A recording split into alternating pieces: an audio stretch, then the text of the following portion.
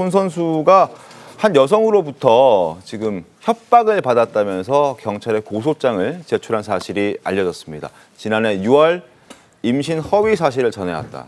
거액의 금품을 요구하는 등 협박 피해를 받았다라고 손흥민 선수 측은 이야기를 하고 있습니다.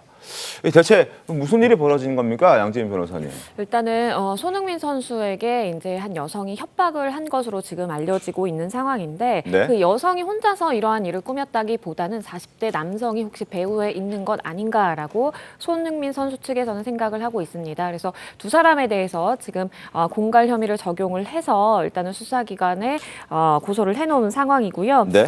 지난해 6월경에 임신 사실을 주장하면서 수억 원대의 금품을 요구한 사실이 있다라고 합니다. 그래서 일단은 수사가 이루어져야 되는 굉장히 초기 단계인 상황이기 때문에 네. 수사기관에서 실제로 금품 요구가 있었는지 그리고 이에 따라서 손흥민 선수가 금품을 건넨 바 있는지 이런 것들을 다 수사를 하게 될 예정입니다. 소속사 측도 이 사건과 관련해서 입장을 내놓은 게 있던데요. 그렇습니다. 이 손흥민 선수의 소속사 입장에서는 혹시나 이러한 일들이 불미스러운 일들이 손흥민 선수의 경기력이라든지 여러 영향을 미치게 될까 봐 굉장히 좀 우려를 하는 그러한 목소리도 냈는데요. 일단은 경찰에 이러한 사실을 토대로 해서 고소한 것은 사실이다라고 전했고요. 네. 선처 없이 처벌될 수 있도록 강력한 법적 대응을 할 예정을 입장을 밝혔습니다. 만남 여부에 대해서는 입장이 나온 게 있나요, 혹시? 만남 여부에 대해서는 구체적으로 이야기를 하고 있지는 않고요. 다만 네. 소속사에서는 임신 사실은 전혀 아니다라는 이야기를 했습니다. 그렇군요. 지금 경찰에 체포돼 조사를 받고 있는 사람은 모두 두 사람입니다. 20대 여성과 40대 남성 이렇게 두 사람인데 만약에 이제 공갈 협박 혐의가 적용돼서 인정이 된다면 이게 처벌 수위가 꽤 무겁다면서요? 그렇습니다. 이 공갈죄의 경우에는 형법 350조에 규정이 되어 있습니다. 네? 공갈이라는 것은 내가 누군가를 협박하면서 금품을 요구를 하는 것입니다. 실제 이득을 취했거나 아니면 취하려고 했지만 미수에 그친 경우도 처벌 대상이 되고요. 네. 10년 이하의 징역 또는 2천만 원 이하의 벌금에 처한다라고 법정형은 되어 있는데요. 과거의 사건, 기억나는 대표적인 사건인 유명 배우를 협박한 사건을 떠올려 보면 1심에서는 실형 선고가 될 만큼 법원이 굉장히 중하다라고 봤고요. 그리고 유명한 사람에 대한, 유명인에 대한 이렇게 협박을 통해서 뭔가 금품을 갈취하려는 그 자체를 죄질을 굉장히 나쁘게 봅니다.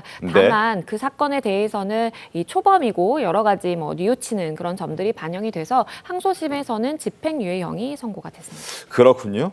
자, 일단 아주 많이 드러난 사건은 아닙니다. 그러니까 손흥민 선수가 한 여성으로부터 지난해 6월부터 시작된 협박을 받고 있었고 나는 지금 손흥민 당신의 아기를 임신했다. 그러면서 거액의 돈을 요구한 상황. 그래서 이걸 참을 수 없었던 억울한 손흥민 선수가 지금 경찰에 고소를 한 상황. 이게 이제 5월 초쯤 이뤄진 내용이어서 조금 더 구체적인 수사 상황이나 혹은 또 진일보된 내용이 있다면 그 부분은 저희가 또 빠르게 취재해서 전해드리도록 하겠습니다. 근데 손흥민 선수를 둘러싼 이런 허위 사실과 관련된 내용들이 이번이 처음은 아니죠? 그렇습니다. 처음이 아닙니다.